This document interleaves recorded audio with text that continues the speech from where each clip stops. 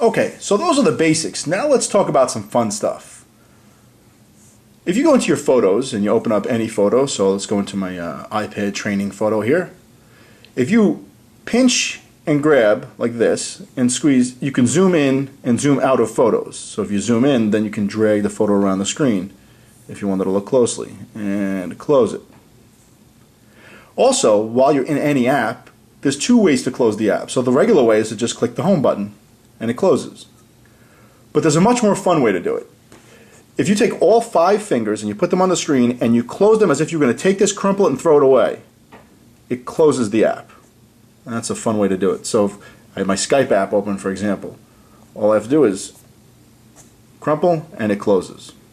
Another fun thing to do is, in order to get to your open apps, like I said, you double click the home button and it opens up. But there's another way to do it.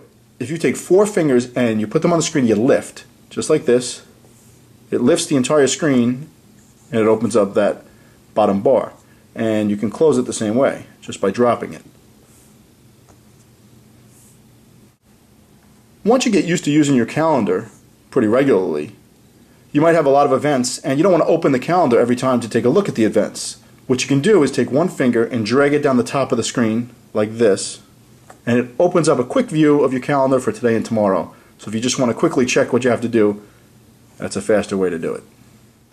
You can toggle between apps by using the 4-finger swipe. So let me show you what I'm talking about. Let's say I have my Maps app open, and now I'm going to just lift the screen to see what else I have open. So I have my Maps, I also have my Pictures, I have Skype, and I have my calendar. If I want to go between apps right now, if I take 4 fingers and I swipe to the right, to the left, it's going to open my calendar because my calendar is the next one. So let me close it and show you what I mean. I'm on Maps now. If I take 4 fingers and swipe, it brings me to my calendar, which is already open. And if I swipe again, it's going to bring me my Skype, and I swipe again, it's going to bring me to my photos. And you can swipe back the other way too.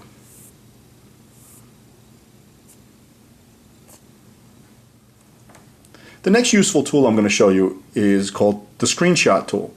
So let's say I'm on the internet and I'm visiting the Verizon website or wherever you're going to be, and I want to see something, I want to save something.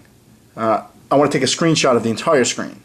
What you do is simultaneously press the home button and the lock button.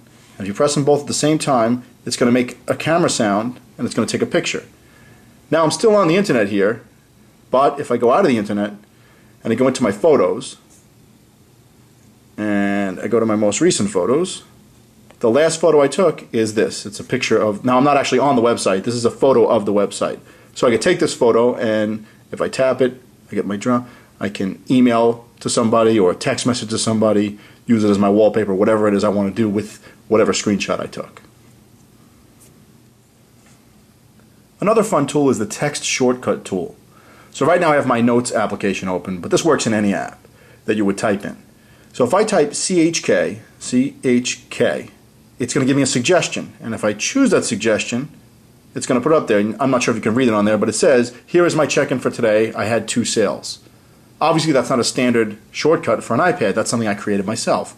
And you can actually make it say anything you want. So let me show you how this works.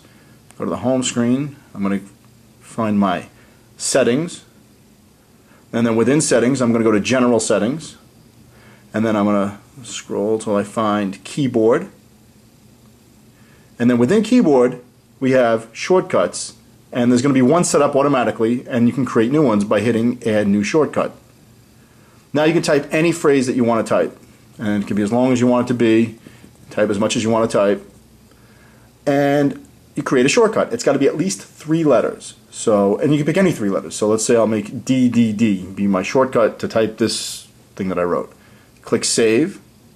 Now if I go into any application where I would type, and again I'm going to go to my Notes application, and if I were to type DDD, it's going to give me that suggestion. I press the space bar and it types that whole thing for me.